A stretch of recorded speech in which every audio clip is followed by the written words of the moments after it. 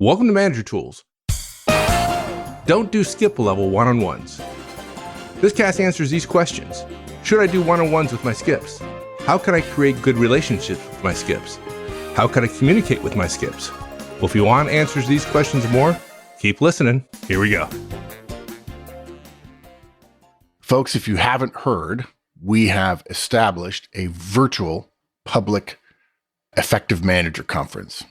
We're presenting it over Zoom. We've already started 2 courses. They're both sold out. The next one is coming up in the next week or so. We intend to continue doing that as long as there are parts of our community that are locked down and you can't travel. They're multi-parts, but they're done over Zoom in 2.5 hour increments. And the price is only $700. So if you're looking for a little bit of a price break, that's the place to do it. And it's about the only way you can get trained these days, thanks to lockdown. So we hope to see you over Zoom. You know, it's funny, Mark, this topic about skip level one-on-ones comes up more frequently than I would imagine. And often it comes up with people who just absolutely don't want to do one-on-ones. They don't have time for one-on-ones, right? Then all of a sudden they do them and they get such great results. Then they say, oh, well, I want to have relationships, just as good relationships with my skips. So shouldn't I do one-on-ones with my skips? Yeah, it's funny. I actually have a little bit different take. I think the reason we get this question so much is we should have done this cast 10 years ago. Because I've answered this question so many times, it had migrated into my brain that I've talked about it. And, you know, we get questions at conferences. I get questions by email. I get questions from things I think, and I answer, and I answer, and I answer. And, you know, our saying, say something 7 times, half the people will say they heard it once. So we have to keep saying it. And then I asked Wendy the other day, I said, what does our cast on skip level one-on-ones say? She says, well, we don't recommend skip level one-on-ones. I said, I know, but surely we have a cast called Don't Do Skip Level One-on-Ones. She says, no, actually we don't. I said, oh, that's why I'm getting all these questions. It actually says people are smart. They're like, hey, this really works. Let's spread them out. Let's do more skip levels. So here's our guidance. 4 steps. First, obviously, don't do one-on-ones with your skips. I'll explain why. The high D answer to this. Yeah, exactly. Just don't do it. No. Have a good weekend, guys. Number 2, have your directs do one-on-ones with their directs. We also recommend you have skip level meetings. And Mike, just for the record, I think a lot of people, when we say skip level meetings, they assume it's O3s. And then the last piece is maintain an open door policy. Okay, so let's talk about why don't you do one-on-ones with your skips? You know, you're doing with your directs, I would hope, right? And you're getting great results. So why wouldn't you just take the extra step and do it with your skips? It occurs to me as a gift to those of you who are not doing one-on-ones with your directs, you don't have to listen to this cast. Yeah, it does. Because if you're not doing them with your directs, I can't imagine you're thinking, oh, I'll do them with my skips. Yeah, no. we can't help you there. Yeah, I can't help you. So skip level one-on-ones are apparently tempting because we get questions about them a lot, but they're a mistake. We don't recommend them. Please don't email me and say, I know you don't recommend them, but how would you do them? Because we have one of our rules here is we don't give guidance on how to do things that we don't recommend you do. Look, some bosses tell us, well, look, Mark, okay, but I really want to have great relationships with my skips. Yeah, and that's good. We applaud that. It's good. Yeah. But if that's the motivation, if one-on-ones are what got us to great relationships, why stop at our skips? Why not have O3s with virtually everybody in the organization? I mean, your CEO probably would say, I want to have a great relationship with everybody here. Should he do one-on-ones with everybody? And the answer, of course, is no. And basically, this is an organizational issue. Relationships at scale create scope problems, right? It's simply impossible for every boss to want to do one-on-ones with everyone beneath them, if you'll pardon that construction, in the org chart. And guys, this is one of the reasons organizations exist, to provide a structure which allows the managerial layers in an organization to multiply the effects of relationships. That's why organizations are set up the way they are. But what if you have a small scope? Say you have a small organization, then is it okay at that point? Yeah. So to me, that's the smart question. Mark, I've only got 2 directs. I've got 3 directs and they each have 2 directs.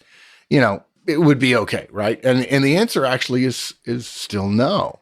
Even if you had only 8 one-on-ones with 2, say, again, 2 directs and then 3 directs for them each. So 6 plus 2 is 8. Yeah, and to be clear, there's no problem with doing 8 one-on-ones. Many, many, many managers out there do 8 one-on-ones every single week.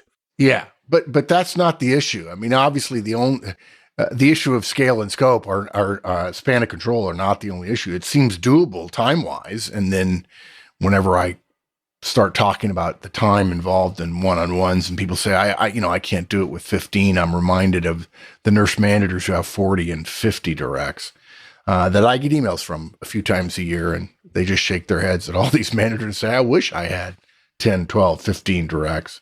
The question isn't one of time. Question, interestingly, is one of trust. If you're doing one-on-ones with your skips, you're undermining the more important relationship your directs should be having with their directs. Think about this from the perspective of your skips, the people who report to people who report to you. Think how often you're going to have a skip. You're going to have to ask a skip. Again, and right now I'm assuming their boss is not doing one-on-ones with them. Think how often you start doing one-on-ones with your skips and you're going to have to ask, does your boss know about this? Now, look, if your skip says no, are you really going to continue that conversation in any detail? I mean, we already have said many, many times that problems created at, let's say, one level should not be solved by someone at a higher level. And that certainly would then suggest, even if you think that's a little sketchy, certainly we don't want problems created at the individual contributor level to be solved at the senior manager level. That doesn't make any sense at all. If you're smart, you're not going to get into those kinds of debates or undermine your directs who are their managers. It's just wasted time. Further, how long are you going to want to keep having one-on-ones with skips who don't have them with their own boss before you realize how much wasted time is spent between them? You can't do it. Essentially, what you're doing is saying to your directs, I'm going to manage your people.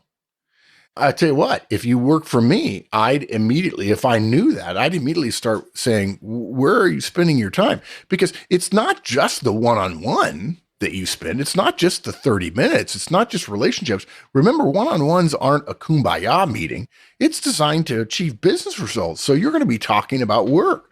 Our data, as we share at the Effective Manager conferences, is that 79% of directs say what they want to talk about during one-on-ones is work, status, progress, help, struggles, updates, that kind of stuff. 86% of managers say that what they want to talk about during one-on-ones is work. And that gives the lie then to the people who say, well, I don't want to be too close to my people. Familiarity breeds contempt. And, well, dude, you're not going to get familiar with them.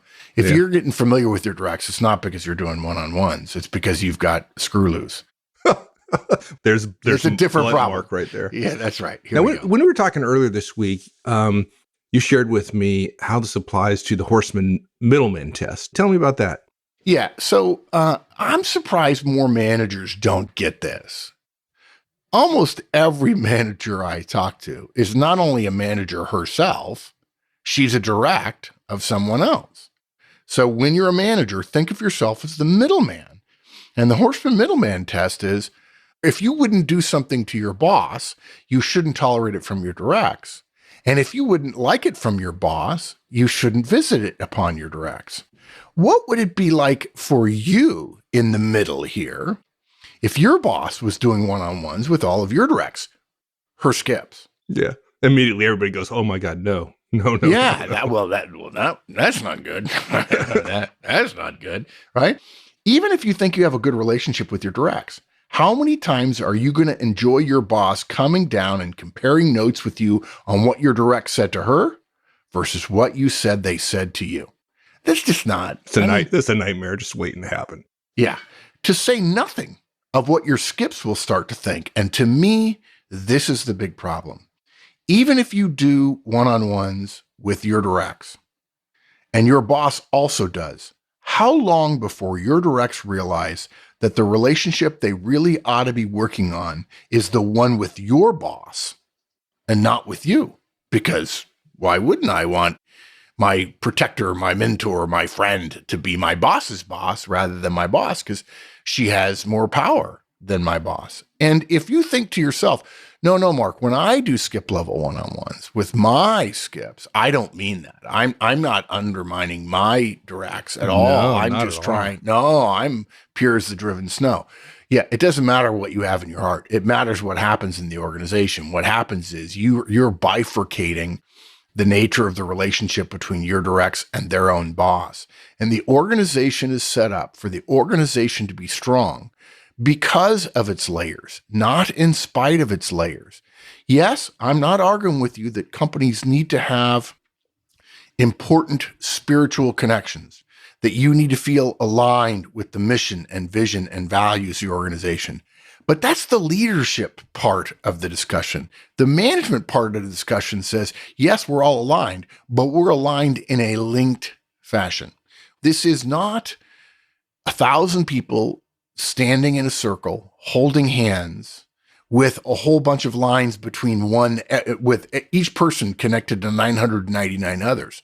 That's not an organization. That's a commune, perhaps. And if you know anything about tribal behaviors and communications, when human beings get into an organization of about 150 people, that's Dunbar's number. And you can look up Dunbar's law on Wikipedia if you like. Once you get past about 150, the ability to develop strong bonds of trust decreases, and noticeably so. This is one of the reasons why entrepreneurs don't scale, because they think they can grow their company to 50, and they probably can, or maybe even 100. When you start getting to 100, some entrepreneurs struggle a little bit. It doesn't feel the same, they say, but they definitely notice it at 150. Some of them attempt to grow further. And in fact, you can grow further if you give up the idea that everybody in your company all need to be on a close, personal, first name, firsthand relationship basis. It simply can't be done. Yeah, and there's too much information in organizations for the CEO to somehow be responsible for communicating everything about the organization at the lowest level. Can you imagine responding in a time like coronavirus where the CEO has to go talk to everybody and explain what's going on? I mean, yeah, I'm always reminded. People ask me all kinds of questions, and I've gotten to the point where I don't tell as many of these stories, but I'll just tell a brief story. The entire instructions for General Eisenhower and the Allied forces before D-Day, before the war in Western Europe took off, was 50 words long, okay? And that went to Eisenhower, and then he disseminated it. But by the time it got to the lowest level guy, they might have heard that highest level thing, but what they knew was what part of which beach they were supposed to land on and how to engage. That's how organizations work. It doesn't maybe seem as sexy or cool or leader-like or visual or metaphorical as people would like, but the vast majority of people spouting guidance about managers and leaders are using all kinds of platitudes and buzzwords to make things feel good. But in fact, management is not really about feeling. It's about action. It's about results. It's about effectiveness. And that's why management is thought of as kind of a hard science and leadership is thought of as a soft science. And then don't even get me started about why we even make a distinction between leadership and management. All right, so we said no. We say no, you can't do it. okay, but one-on-ones should be happening. I mean, you should be doing one-on-ones, right? Well, again, we don't have to worry about anybody not doing one-on-ones in this cast. We already told them to go away. That's right. Right. Okay. But now what we're saying is if you have directs who are managers themselves, that's why you would have skips. We recommend you have your directs do one-on-ones with their directs. You could almost even require it if you were their boss. Oh, Mike, everyone has to have a voice. We should have consensus on all these things. In fact, I'm pretty sure that if you're an individual contributor, if you don't like a particular piece of software the CFO has bought, you should tell him you're not going to use it because everybody's voice matters. So yeah. So the solution to creating great relationships with your skips is to have your directs do their own one-on-ones with their own directs. Okay. Now you're saying, and I know you're saying in your head, many of you, how am I going to have a great relationship with somebody because of what a third party, my directs, do? And that's built on that question, which is a legitimate question, is built on an assumption that to have a great relationship, one must therefore have a firsthand relationship. But you think about it, there are all kinds of situations in our personal lives and our social lives where that's not so. If your best friend tells you, I trust this person whom you're just about to meet, aren't you quite likely to trust the person they bring into your circle of friends? Of course you are. That's the nature of trust. It gets extended. And for the record, again, this is how organizations are supposed to work. You're not supposed to have a deep firsthand relationship with your skips. You're supposed to create a great relationship with them indirectly. We do that by creating great relationships with our own directs and then trusting our directs to create great relationships with their directs. And how do they do that? The straight man says. I was hoping a campfire song. No. One-on-ones, pretty much. Well, I've told people before, I think I said in the Wall Street Journal article that when they interviewed me a number of years ago, they said, what's your overall guidance? I say, take 2 one-on-ones and call me in the morning. Now, look, we say this, though, but some managers pause at the idea of their directs doing one-on-ones with their skips because they have another misunderstanding. Because there's so much drivel out there about management and about it being a personal endeavor or a personality-driven endeavor, too many of us managers mistakenly believe that we can't insist that our managers, the ones who report to us, our directs, that are beneath us, that we can insist that they engage in certain management behaviors like one-on-ones. But that idea that we can't insist is wrong. We've talked about this before, but look, guys, management isn't any more personality driven than a company saying, we're going to use Microsoft Office to handle mail and calendaring documents and presentations and spreadsheets. Okay. That's a decision by the company about how it's going to run itself. Okay. The same thing is true for you as a manager telling your directs, I'm going to do one-on-ones. And if your directs are managers, you can tell them, you can insist that they engage in one-on-ones with their directs. I mentioned the example of the person pushing back against the CEO. Most employees aren't crazy enough to tell their boss, yeah, I prefer this other word processing software. I prefer WordPerfect or Byword. WordStar. Yeah, WordStar, also very good. I would prefer to use my Gmail account for mail. I mean, no one does this. But somehow when it comes to management, oh no, all bets are off. We can all seek our own star or wander in our own fields to determine, how things are done. But like it or not, management behaviors within your part of the organization can be insisted upon. We've actually talked about this before. If I run my, say, 300-person organization with the Manager Tools Trinity, when I give that guidance to my directs, when I tell my directs I'm doing one-on-ones, feedback, coaching, delegation, people don't understand this. When I do that, I am speaking with the force, the role power of the CEO, as if the CEO were mandating it for the entire company. I don't just speak with force for my team. I speak with the force of the CEO. Now, admittedly, the difference is the CEO probably won't be overturned on a decision like that, whereas there are layers between me and the CEO, and every one of my decisions hypothetically could be vetted and overturned by somebody above me. But that doesn't change the fact that I speak with the force of the CEO. This is how management works. It's how organizations are run. That's what role power is. The ability to speak with the power of the company to your part of the company. So how do you help your directs who aren't doing one-on-ones with their directs? How do you help them start doing one-on-ones? There's a cast for that, and it's called Rolling Down the Trinity. And there are a couple of ways to do it, and I won't bore you with the details. But if you've already been doing one-on-ones with your directs for a while, maybe you're doing feedback, maybe you're not. Maybe you're doing coaching delegation. Maybe you're not. Doesn't matter. If you're doing one-on-ones, if you've been doing them for 12, 15, 18, 20 weeks, 80 weeks, whatever, it's time to get your directs who are managers to insist that they start doing one-on-ones with their directs. And, I joke, the dark mark comes out every once in a while. When your direct says, yeah, I don't want to do that. I said, I didn't ask you what you wanted. I mean, I want another Ferrari, but not that I have one now, but I don't have one.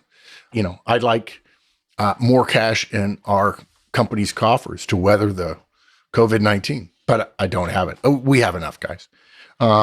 There's all kinds of things I want, but this isn't about what you want any more than I prefer a different word processing software. I prefer to use Apple Mail to Microsoft Office, but not if I'm in a Microsoft Office run organization.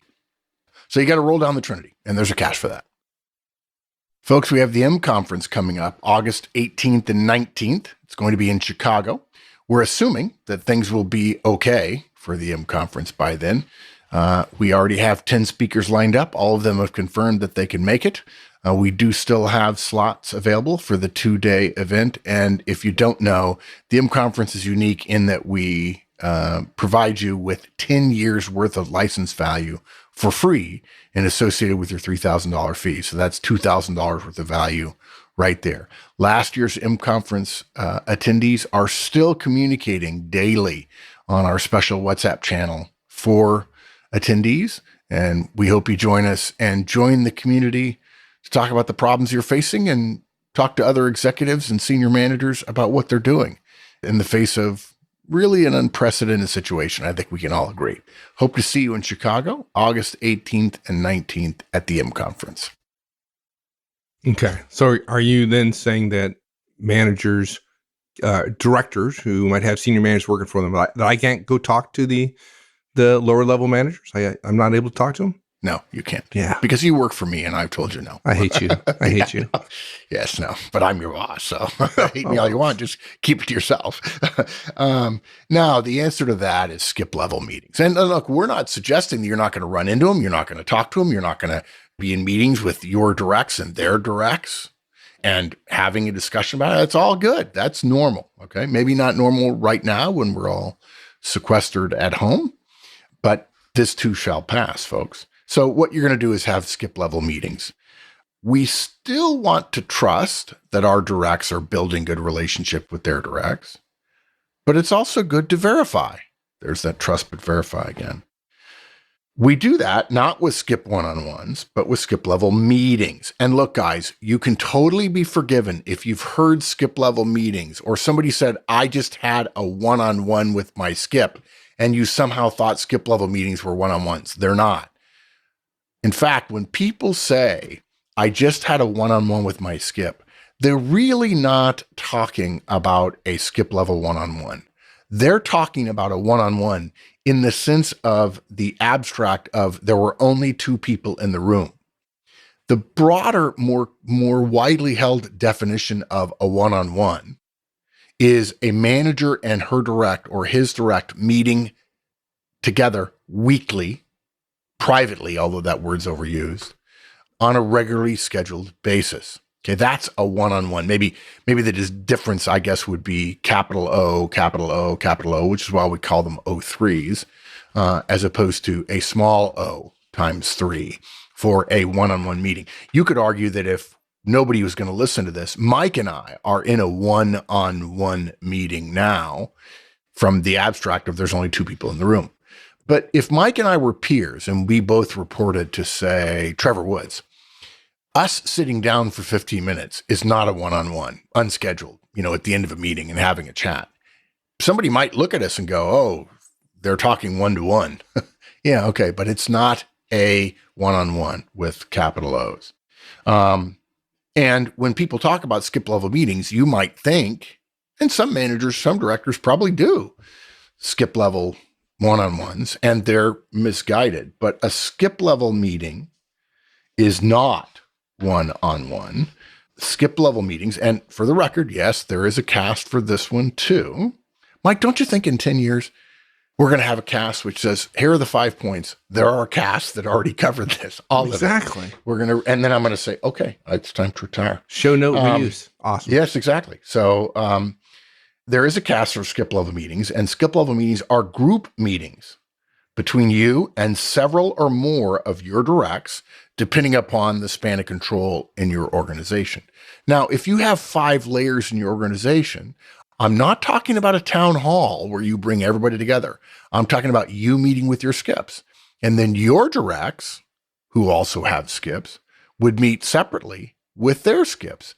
And the purpose is to validate that things are getting through, to check to make sure that your message, the water, is being carried appropriately. And I will tell you, the first couple of skip level meetings you do following our guidance, and there's a cast for it, and it's very specific about what the agenda is and who comes. And by the way, your directs don't come, and how to brief everybody, and then how to expect questions, and hopefully over time, how to have more and more questions if you schedule them on a regular basis and don't jettison them at the first chance that at the first opportunity that your calendar is suddenly just too busy. You said, I just want to make clear, because I think the context makes it clear. But Okay. You said that skip level meetings with several or more of your directs. You meant several or more of the skips, right? Yes, And as a matter of fact, Sorry. directs are generally not invited to skip level definitely meetings. not invited. And we're not trying to catch them out at all. We're not trying to find fault with them. We're being respectful of the skips. All you have to do is a skip level meeting where your directs are sitting to one side to see the moment you ask a question, every single one of your skips, their eyes turn toward their bosses, your directs. Right. You Looking do, for that yeah. subtle nod that I can talk. Yeah, exactly. Or just plain old fear, which is a good sign, but you don't need a skip level meeting to validate that that's true. So it's a group meeting. I probably wouldn't have a skip level meeting with 3 of my directs. Let's say I had a total of 6 skips. I wouldn't say once a month, I'm going to meet with half of my skips. That would be weird. If you have 6 skips, you can do a skip level meeting probably once a quarter. What do you think about skip level meetings? Now, I got to admit, before you even answer this, you can tell me I was wrong. But I used to, years ago, do skip levels with several levels down the organization. Yeah, no. No. Yeah, no. No. No, but no, look. Okay, for those of you who don't know, Mike was a fairly senior guy at MCI. And there were, let's assume there's 5 layers beneath Mike, okay? When I'm talking about a skip level, Mike, I'm talking about you and your skips. So Kathy Stultz used to report to you. So whoever reported directly to Kathy was in your skip level meeting. Yeah. If they were managers, and some of them were, their directs would not be there. In other words, your skips directs would not come. And here's why. Because Kathy should be doing skip level meetings with them. Okay. And all of this has been determined over the last 50 to 75 years in numerous iterations, managers talking to one another and discovering what the best practice is. What you're getting to is probably closer to a town hall where you've got your skips and their directs and their directs and their directs. And if that's the case, it's really silly at that point to leave your directs out, because when you start getting into town halls, there's going to be deliverables that come out of them, and you want your directs there because you shouldn't be in the business of writing down things that come up that you need to check. In fact, if you're doing a town hall, a couple of your directs are probably going to be writing down stuff that you're going to owe everybody in your organization in terms of future comms or answers coming out of the questions at the meeting. Okay. One more thing I did wrong. Darn it. Nah, well, Yeah, I know. You're not. yeah, it's not, though you're a high C, so therefore you think of perfection and wrongness. And the question is not wrong. I really think one of the single biggest impediments to management improvement is so many of us, I felt it for years. So many of us think what I'm doing is not right, and somebody else knows what the right answer is. I don't even say that one-on-ones, which I would fall on my sword for as a professional recommendation, I don't even think one-on-ones are right and everything else is wrong. They're just more effective. Mm-hmm. I don't have any problem admitting that in 100 years, whoever our successors are running manager tools at that time, because our mission is every manager in the world effective, which might take longer than I could last. the problems will be different. They will. I mean, think about the differences in organizations today compared to 50 or 75 years ago. I mean, the diversity, the inclusion, the better pay structures, the greater flexibility. I hate to bring up working from home, but the technology that allows that to happen. I don't think we're not going to zap each other's thoughts to each other's brains, but the history of mankind is ever richer, ever taller, ever healthier, ever safer.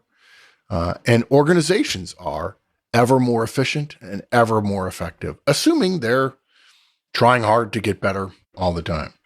So, no, you weren't wrong. You were doing your best to make sure your communication got through. And in a technical organization like yours, people are pretty focused on their tasks, and they tend to miss when communications come down that are about things that are coming up or about what your strategy is. They don't care about the strategy. If I'm a developer, I don't care about the strategy. I care about what piece of that strategy comes to me and when is it due. But for those 10, 15, 20, maybe even 50% in some organizations who need to feel connected, then you've got to do something to fight through the layers of your organization. So we also have guidance on town hall meetings as well, which are different. Shocker. Yeah. So our next item is another way, right, which is of communicating with folks, which is maintain an open door policy, which we recommend as well. Yeah, there is a cast for that too. It's just another way to address relationships with skips. But let's be clear about something. Skip level meetings and skip one-on-ones get smushed together in a way that confuses people. In the same way, open door policy is widely misunderstood. Most people think that an open door policy means my door is always open, but that's not what it means, guys. And again, there's a cast for this. You won't get very far anywhere with a closed door, but an open door policy is actually quite specific. It says that if one of your skips, or even below them, has a problem with their manager, they are not only authorized to seek relief from their skip level boss, you, but the organization indemnifies them, protects them. They can't, hypothetically, retribution shouldn't be brought to bear on them if they bring up an issue to their boss and their boss doesn't satisfy it and they want to go talk to their skip level boss. That's what an open door policy is. And in fact, it's an important legal thing that companies probably have documents supporting that. And you probably signed a form when you went to work, when you became a manager, that says, I believe in an open door policy, but nobody ever trained you on it unless you listen to our podcast on open door policies and know that it doesn't just mean your door has to be open. The way it works, and again, more detail in the cast, is somebody approaches their boss, and if they don't get satisfaction, they don't get their question answered, they have a concern, but they feel like their manager isn't on board or whatever, they inform their boss directly of their interest in taking advantage of their boss's boss, now you guys, take advantage of the open door policy. And if you or your firm have established that policy, and you don't need your firm to have established a policy, you can simply communicate it to people. And if you're going to do a skip level meeting, you could communicate it to them there if you haven't already done so. That means that your skips can approach you with their unresolved issue or concern or communication. The whole point of open door policies is their boss can't stop them from going further up the chain. Now, look, guys, when this does happen, and I'm not getting into a lot of the nuances here, but when this does happen, the direct and or their boss, who has been approached already, let you know that they want to take advantage of the open door policy and have a meeting with you. And usually your direct will come to you and let you know what the conversation was about. At the same time, they're not stopping your skip from coming to see you. When the skip comes to see you, you're obligated to ask them, if it's already not been made clear to you, have you spoken to your boss about this? Open door policies do not allow anyone to go seek out anyone at any time. There are cases where that is, usually in the cases of malfeasance or corruption on the place of their boss or abuse in some fashion. But generally, the assumption is they have to have let their boss know. This is not a free-for-all, okay? Usually it then also means that you hear them out on what their concern, issue, communication, whatever it is. And you're not required to decide that matter immediately. In fact, we have Horstman's Law of Management, which is you're not required to know all the answers. And you're certainly not, if you're not required to know all of them, you're certainly not required to know all of them right now. So we recommend you don't. You simply hear them out and say, hey, thanks for coming to me, and I'll get back to you. And once they're done, your first call is likely to their boss, the guy between you and them. Again, in the exception mentioned above, where we've got some malfeasance or abuse, you may not want to bring the boss in, but you're likely to call the boss and say, okay, what are you thinking about this? Don't miss it. There's some tension on the part of the person who's in the middle. Just, again, use Horstman's middleman test. You'll realize, I don't know. I don't want my boss talking to me about something that one of my directs went to him with. Not that you don't trust your boss, not that you don't trust your directs, but there's a little extra tension factor there. Yeah. And a lot of you listening right now probably have all sorts of questions about open door policy and the nuances therein. And like Mark said, we have a lot of detailed guidance in the cast on open door policy. So go there and you'll get what you need. This is, in my mind, the way I wrote this cast was, okay, we're going to tell people not to do something, which is not something we do that often, but I wanted to create a conceptual framework around which skips and their bosses and their skip level bosses interact. And all of these things relate to it. But again, we've already covered all those things, which is good. It'll save you some time. So let me summarize real quick. Guys, don't do skip level one-on-ones. It undermines your directs, who are obligated themselves, frankly, to create strong relationships with their own directs. And then your relationship with your direct and their relationship with their direct will create a strong secondhand relationship between you and your skips. Use skip level meetings. Use open door policy to round out that kind of suite of tools to help you have, again, a strong, but not necessarily a first-hand relationship with your skips. That's how you do it. That's good, man. Direct, to the point. Yeah. And folks, you got hours of listening ahead of you if you so choose to do so. All right, my friend. I enjoyed that. Thanks, partner. We'll take care. Thanks, everyone. Have a great one. So long.